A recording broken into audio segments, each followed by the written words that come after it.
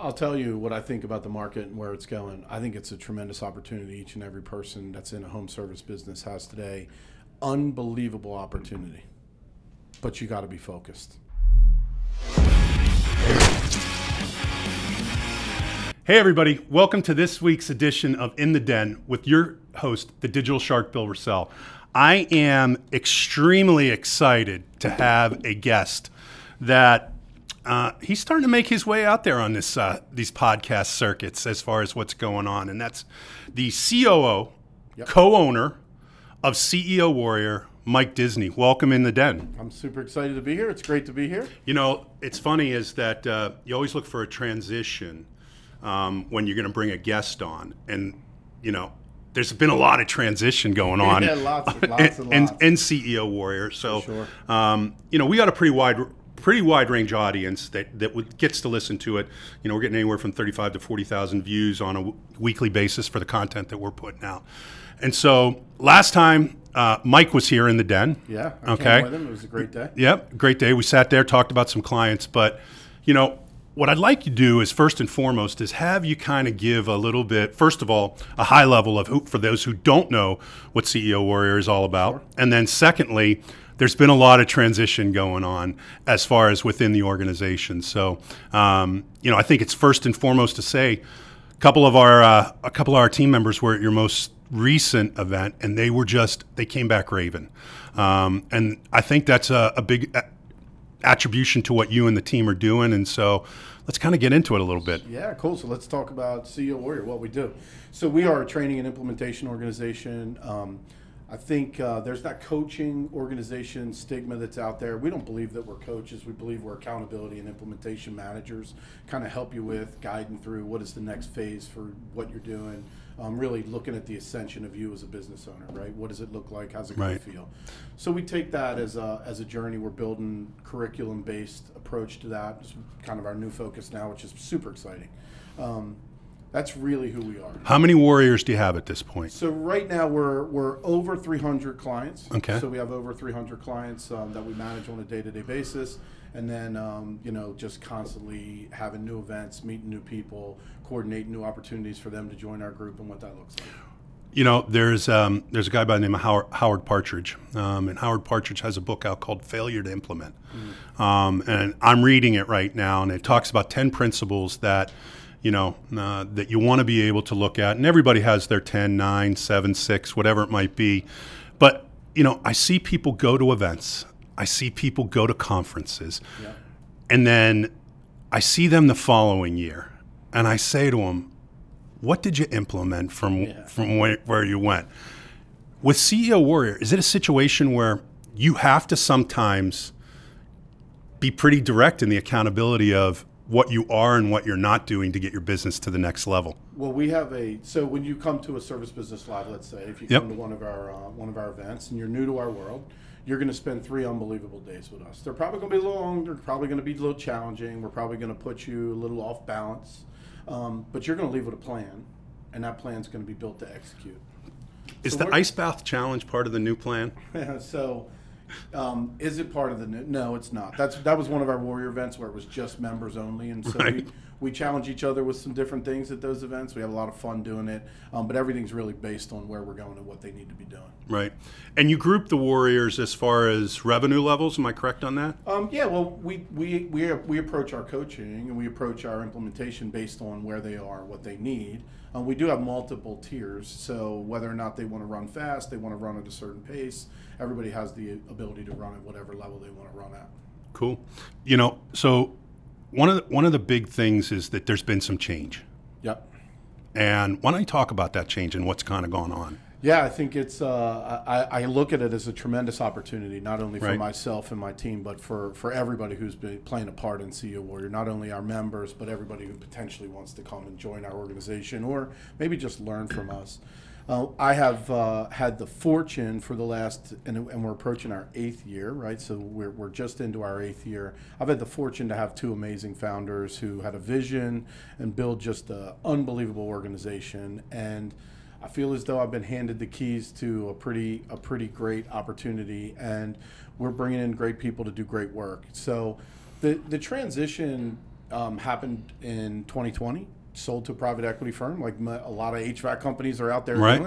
doing. Have a really great opportunity with our new investing firm, Corridor Capital, to kind of take us to the next level, use some of their vision with our vision and match that.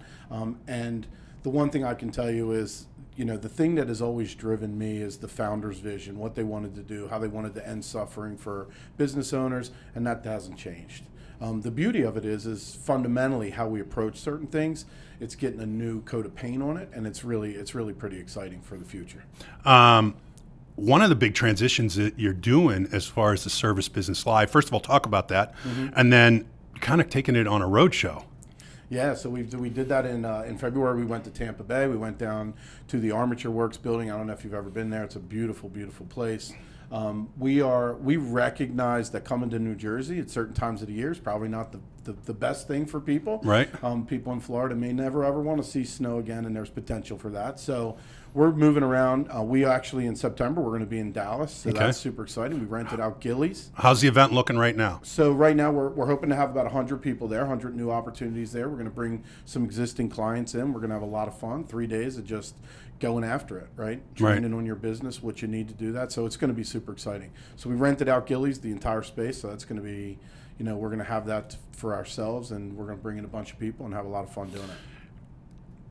For some of the audience, they might not know who Mike Disney is, but kind of give a little bit about your background, how you got started. Yeah, I got an interesting story. So born and raised in Baltimore, moved up to New Jersey because my wife went to Towson University. She's from New Jersey and wanted to move home, and so that puts me in central New Jersey. And then along the way, we have a host of children, so we have 5 kids. And you were busy. That gives you roots in New Jersey, right? So you don't ever leave there. I owned an automotive center in central New Jersey, had 3 different types of businesses, an auto electric shop, a transmission facility, and a general repair facility. And I had the fortune to work on trucks owned by a company called Gold Metal. And so I was managing the fleet, doing the repairs for the fleet, and got to know the owner, Rob Zadati, really, really well, became really close friends with him. Mike A. And Rob had a really, really special business in central New Jersey. A lot of people that probably are listening to this probably know some of the stories. Yeah, definitely. I went through a transition in life. Wasn't really comfortable with staying on board with my business. Ended up selling that business and got an opportunity to run the retail relationship with Costco and Gold Metal Service. And so I come into the HVAC world as an auto mechanic, turning wrenches, so I know what it's like to work with your hands to make money. But ultimately, retail was something that I had always had in my blood. I worked for a retail sporting goods store years and years ago. For a number of years, didn't you? Yeah, Herman Sporting Goods. I was there for 10 years, ended up being a store manager for them, and really loved the retail, and then took that into the Costco experience. And then shortly after became the director of sales at Gold Metal Service, went through private equity acquisition there when Sun Capital and Horizon Group came in and acquired Gold Metal.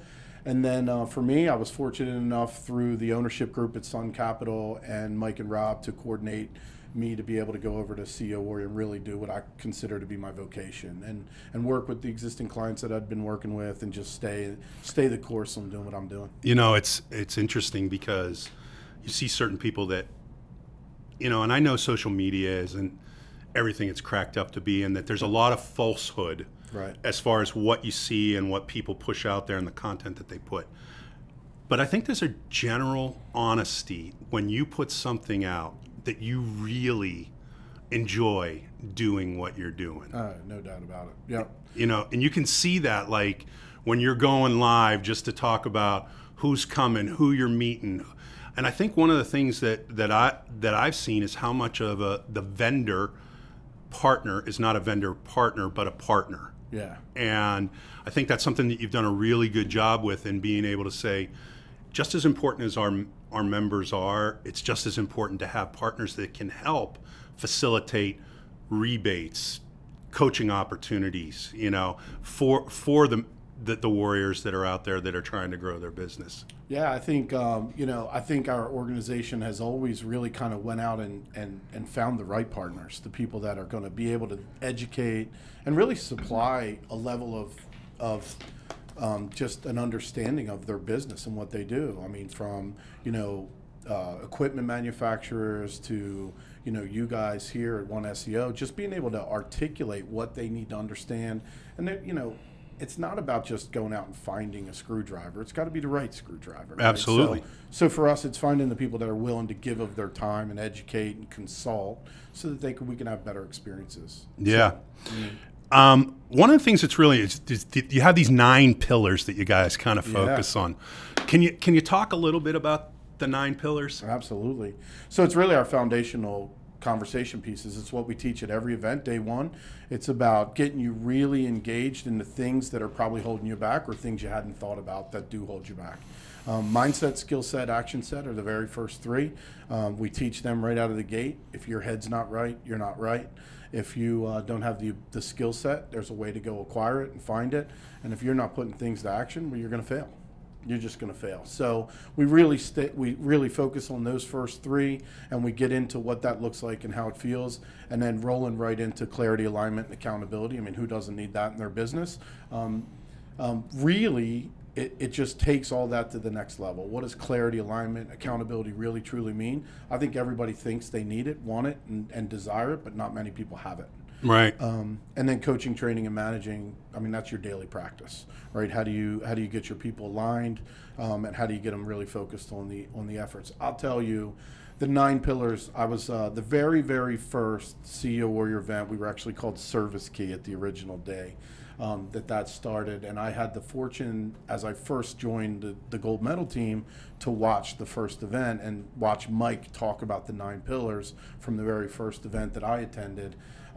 I can use that in every aspect of my life. So I can take the mindset, skill set, action set of how I am with a father, with my children. I can take clarity, alignment, accountability of how I am with my ex-wife, with my relationships and what that looks like. And then coaching, training, and managing. I mean, I do that all day, every day with my employees and my clients. And so you really, with the 9 pillars, if you take that and you put it into action, it'll solve a lot of problems for you.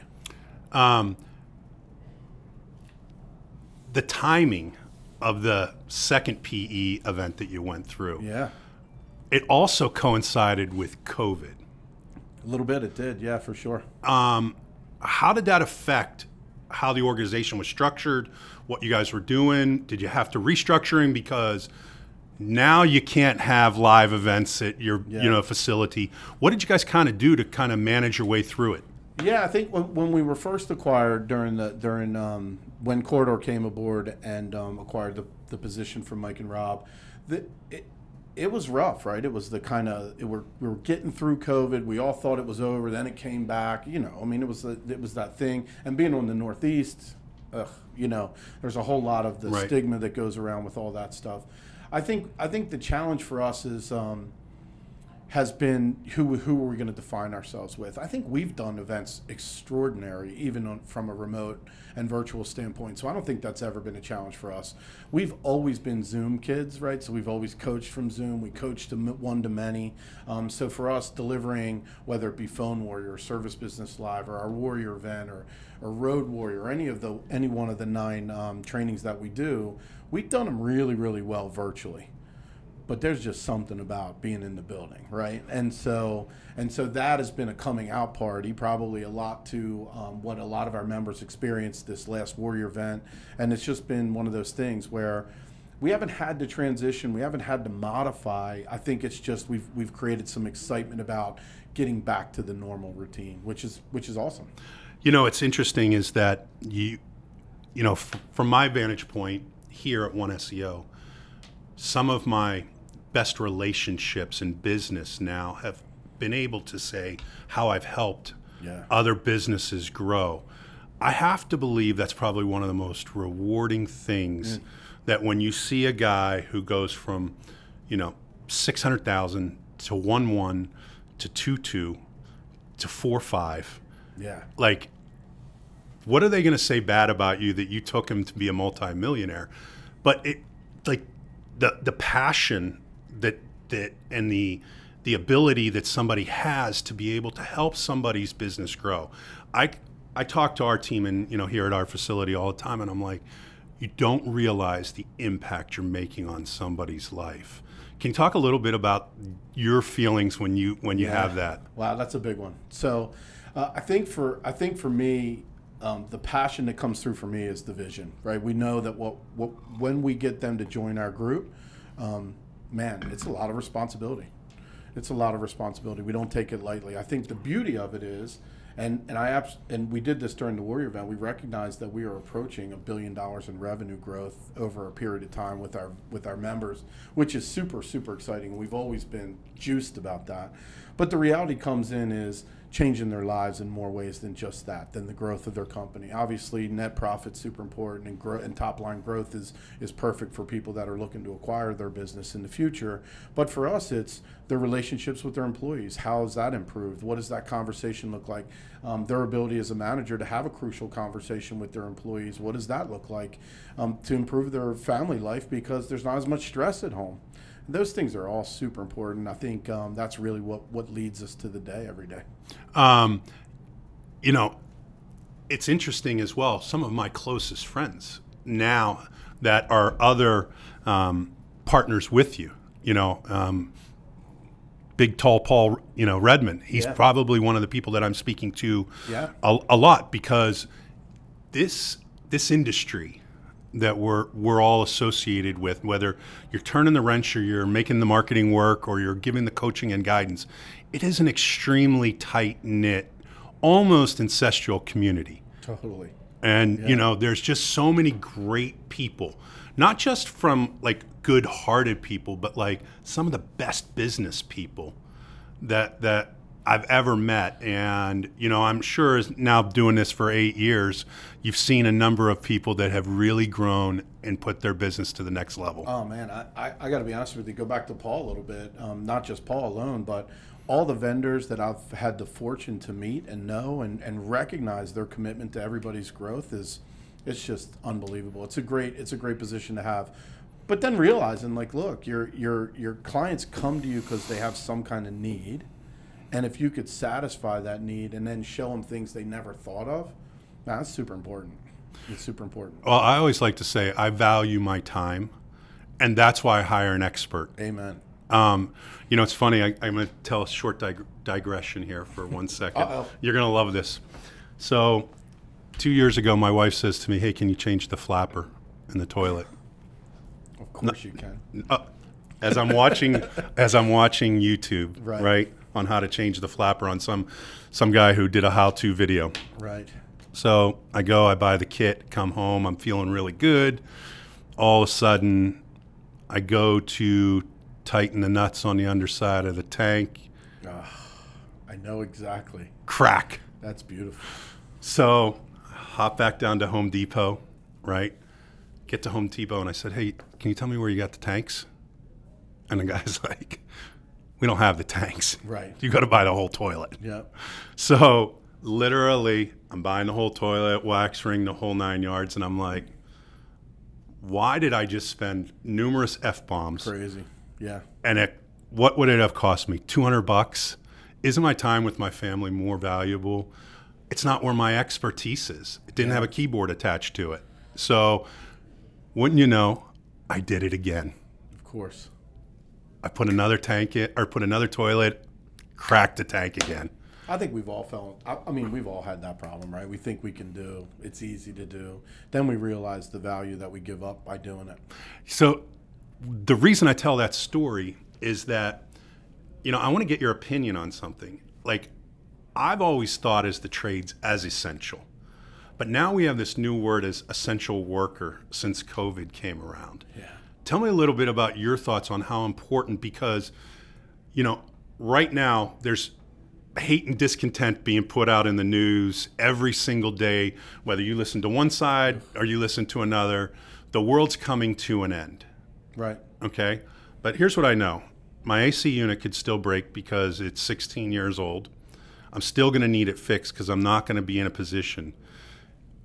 I don't believe the end of the world of doom and gloom is coming for our industry. And I believe that these are the times when people can do one of two things. They can pull back and they can start treading water. And what happens after you eventually tread water for a long period of time? Yeah. You're going to drown. Or you can swim forward and push the train along. Yeah. So tell me a little bit about your thoughts as far as where do you kind of see the space going from a business standpoint? Because we all know private equity is out the wazoo right now. Right. I mean, think about where you were at gold medal and if we were selling in 2000. Yeah. Big difference. Big difference. I'll tell you what I think about the market and where it's going. I think it's a tremendous opportunity each and every person that's in a home service business has today. Unbelievable opportunity. But you got to be focused. You have to be incredibly focused. The world's going to create this narrative of doom and gloom, like you say, or just slow down, hold on to your money, don't spend it. But the reality is if your air conditioning breaks, it's got to be serviced. Yeah. Your hair needs to be cut. Somebody's got to cut it. Your grass is going to need to be cut. And quite frankly, most of the people, they just predict or create this level of insecurity in their future when the opposite is available to them. And so I think everybody on my staff certainly believes, and most of my members believe, as they saw through COVID, focus. Get dialed in on a plan, run the play, and focus. And we saw exponential growth through all of our members through COVID. I mean, the HVAC industry itself, exploded during COVID, right? Because people were more worried about, being at home all the time. What does that look like? You flush the toilet more often. You turn the light switches on more often. You turn the air conditioning on, up, down. So the opportunity is endless. I believe it really is a true mindset of how, look, Mike A., our founder, used this statement all the time. You're either training them or they're training you, and your clients need to understand how you can help and how you can provide for them. And we believe that, look, HVAC companies, plumbing companies, electric companies, garage door guys, you have the opportunity to change a life in a home. Take advantage of it. And everybody still needs our services. They always will. That's the beauty of the trades. One of the things that's interesting is that you can look at what goes on at CEO Warrior, right? And when you walk into a service business live and the music's going and you feel like you're at a concert. Yeah. Okay. That's the culture that you guys have built there. I'm curious, how is it when there's not a service business live? That's good. So, well, I think first off, let's take a look at that. Why do we do that? Why is it music? Why is it energy driven? Why is it that? Well, isn't that how you should start every day? No doubt. Right? If I was managing 30 service experts in the morning, man, I want them to feel my energy and take out into the field, bring it to my clients. So that's why our events are like that. When it's not like that, when we're just a family at home working, man, it's really intense. We got a lot of work to do. We got a lot of focus to do. And in between events, we're planning the next event. So we have a lot of fun. We eat lunch together. There's probably in the building at any given time 15 of us. We gather up. We have lunch. We friendly rib each other all day long. We have some fun. I think during the transition, we've been a little bit more focused on creating some new content and creating some new products. So we haven't had the time to get the Nerf guns out and do some other stuff that we normally do, but we have a lot of fun. It sounds like your 9 pillars you're still continuing to approach the CEO Warrior business with. Of course, absolutely. And being able to say, hey, that focus, that accountability, I think that's something it's really, really good. One of the things that we're seeing is people are still struggling to find great people. Yeah. Any advice you'd want to give to somebody out there to say, yeah, your business is doing X, you're going to want to go to Y. You could put all the marketing in, but if you can't facilitate servicing the job with the right people the way you want it to do, it's going to go out the window. Well, first off, my advice is stop acting like you're trying and go do. If you don't have a plan, you're going to fail. So, and if like I'm in a marketing agency today. Mm-hmm. If you don't have hiring and recruiting as part of your marketing, you're going to fail. Yeah. There's going to be somebody down the street doing it better than you. And if you don't have all the things that attract the right people, you can't serve your people. So you have to make a determination to that. You have to have a demand for it. It's got to be part of your marketing budget. And you got to get uncomfortable with the uncomfortable. I mean, if you're walking through the aisle at Home Depot and some plumber's in there, you better have a conversation. I'm from New Jersey. You're from down here. There's Wawas everywhere. At 7 o'clock to 8 o'clock in the morning, there's 30 to 40 handy guys who work on plumbing and HVAC and electric and lay asphalt and do concrete work. You can meet them every single day. Yeah, it's it's kind of funny is that I heard somebody they used, on the sales side of things, we say always be closing. Yep. Okay. He said always be recruiting. Always. Like there's always somebody that is looking to take the next job, the next opportunity. And quite frankly, sometimes what I've seen, at least where a lot of the companies that we're dealing with now, they'll give you that training. They'll give you that education. Yeah, absolutely. They're taking the opportunity to say, I'm kind of building my own incubator of what we want, not somebody else's refurbished. Yeah. And being able to take it and let it grow. I think a lot of people talk about hiring for, just make sure you're hiring the right guy. Are they a culture fit? Do they match you? Is it somebody you're going to willing to coach? And that's super important. But there has to be, like you say, there has to be a dedication, a mandatory approach to training today. Because you're not going to find guys that are highly skilled. Those guys aren't leaving their positions. And quite frankly, if I owned an HVAC company, my top 20 aren't going anywhere. I'm going to take care of them like they've never been taken care of before. So you're not going to get the top 20. You got to nurture those middle 60s and even some of those bottom 20s, train them to who they can be and help them just get there. It's funny, I was talking to somebody the other day and I said, if you take a string and you lay the string out on the table, right, and you try to push the string from the bottom, right, what happens to the string? Yeah, good luck. Yep.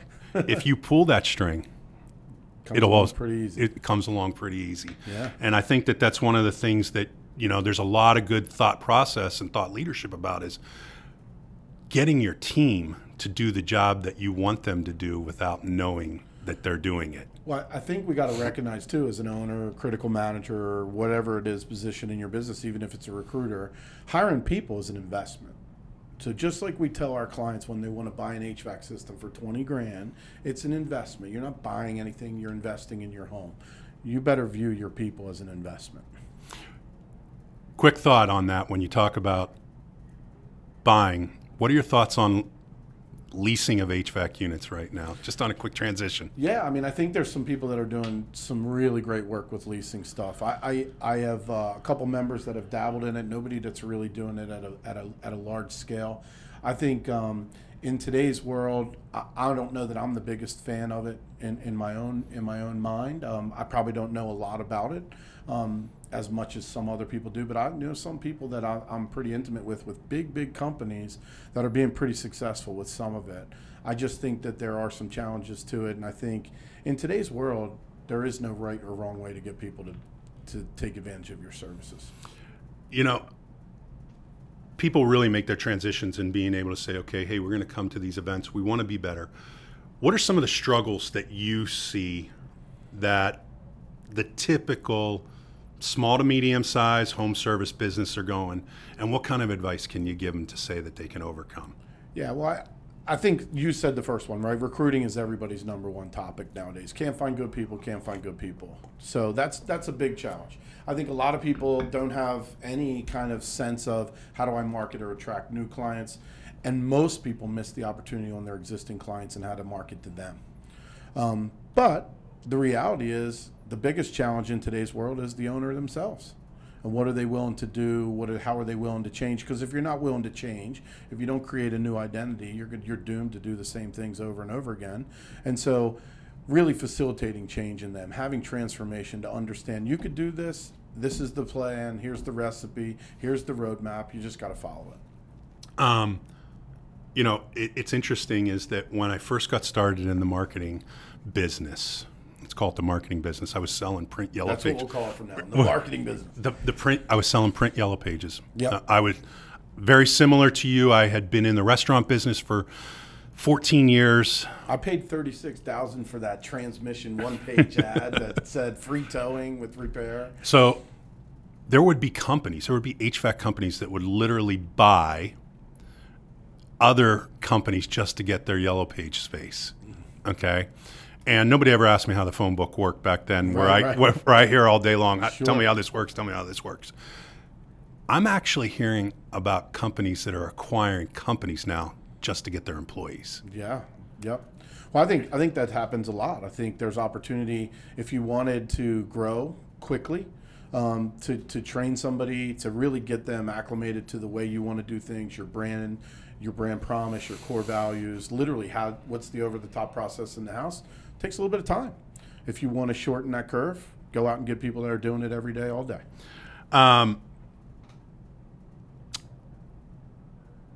When you give advice to companies, right? Yeah. Okay. What is it that you're giving them outside of your experience and what you've done to be able to say, you can do this? There's a person that happens to work in this building in Lance, and he's obviously grown multiple companies and well over $100 million now. And he's got a saying, why not me? Why can't I be that guy? Right. And for you, how do you get those people to understand that they can be that guy if they follow these steps? What's the attributing factor that's going to allow you to allow them to be successful? Well, I mean, I think it's really given them a roadmap and a roadmap that's worked. I think that's been the brilliance of CEO Warrior. Everything that we've done, we've applied. Everything we've applied has been successful. If it hasn't worked, we've augmented it, we've changed it, we've course corrected. So I think most people believe, but then they start telling themselves the same old shit over and over again, right? They start saying, well, they get distracted or they get positioned somewhere else, and letting the day manage them has been a big problem. So I think building a plan, having a recipe, and having somebody hold them accountable is the most important part. But like everybody that's listening to this, everybody that owns an HVAC company can literally go on YouTube and get motivated. Right. Right? Like I could listen all day long every day and get motivated. But the reality is what's putting it into place? What's putting it into application? What are you doing to make it happen? What's the accountability lines? And not having leverage or momentum in your life is dangerous. And I think that whether you're an owner or a critical manager, or you're a dad, or you're a business partner with somebody else, you got to have some of that leverage in your life that's going to force you to do the work. Because doing the work's everything. I mean, that's really what it comes down to. Yeah, it's funny is that you're only as good as your people. And it goes back to that recruiting totally. Aspect. And it seems like, at least for me, the larger that we grow, the less contact that I have with all of the people. My circle now becomes 5 to 6 people every day. Well, they're touching 50, 60, 70, 90, 100 different people. So it's one of the things I miss about kind of like having that tactician mentality. But you can't grow and scale a business if you want to keep a tactician's environment. That's the hardest thing for me to live with. Is not myself. Right. So my transition to be COO and kind of in this this little higher end advisory role in the business itself, I still get to work with our high end clients on a routine basis. I work with every one of our clients in some capacity, but that daily like routine of rubbing shoulders with my workmates and stuff like that, that was the hardest transition for me, to not roll up my sleeves and get on every call, not roll up my sleeves and help with all the other stuff. So. But I do think I've recognized a couple different things. You can only do so much from some position and lens. Right. And if your lens gets bigger, you have a much greater effect. And so, I learned that from my founders. I learned that from my previous owners, and understanding that each new position broadens the scope and who you touch. I think that really helps. Obviously, new ownership, new thought process, a little bit different, same core fundamental factors. What do you kind of see evolving for CEO Warrior in the next 6 to 12 months? Well, I think the market itself is going to provide a complete turn and its necessity for training. So I think we'll see a lot more training from us, a little bit different. We are doing, so we've had the same training for years that has been hyper successful for us. We are putting out this year, we're putting out volume 2s, volume 3s of these trainings. So we're going a little bit deeper in the trainings, which I think is super exciting.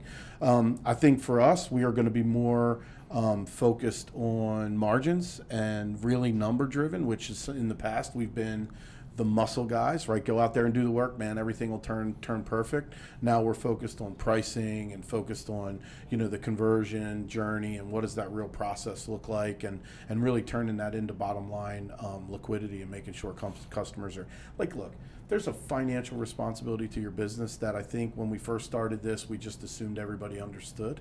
And as we've grown and as we've matured as a business, we recognize there's a lot of ignorance out there around your financials, around your P&Ls, around your pricing structures and models, even your software. How are you getting a return off of your, you know, your software programs and stuff like that? And recognizing that everything has an ROI, everything has a return on time, everything has a return on life, and if you focus on critical decision-making criteria that leads to that, it's good. So CEO Warrior is going to be devoted to making sure the health of the company's there, which probably is a newer thing for us, not ultimately new, but really running people through a path of non-negotiables. So we have non-negotiables for our clients that we never had. You must do this to go here.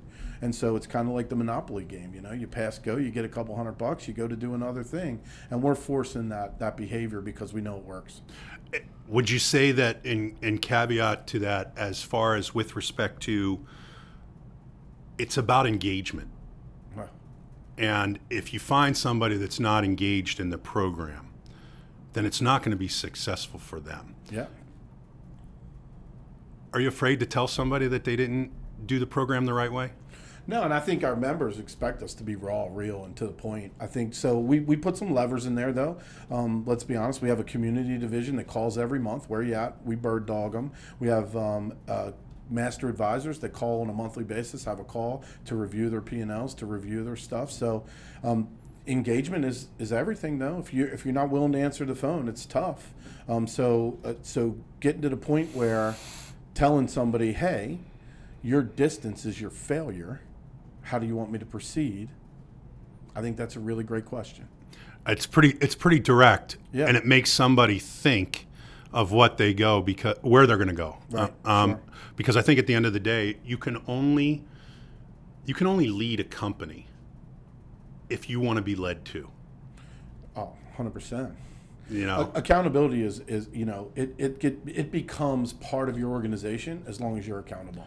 Yeah, it's funny. I recently read that I think Tiger Woods has 6 coaches. Yeah, how about that?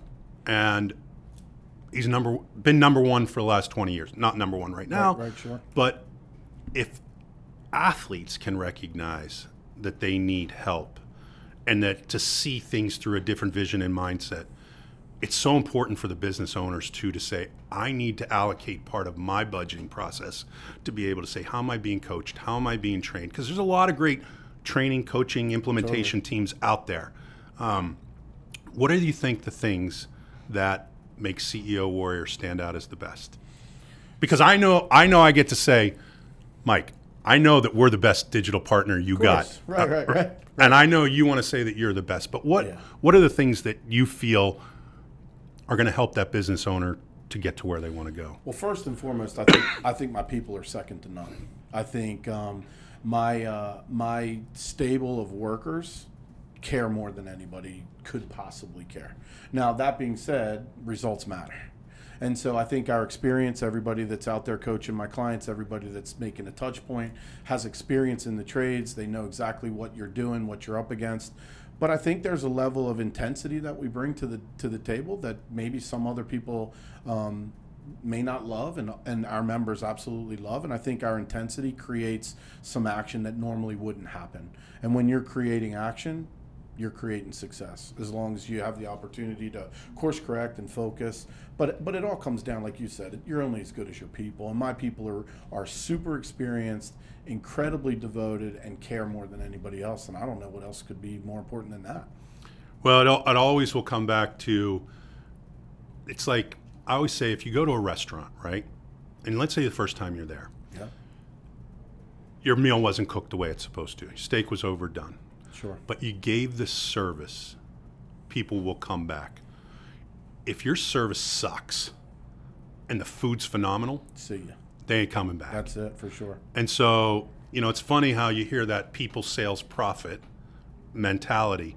It always starts with that trilogy of that three-legged stool.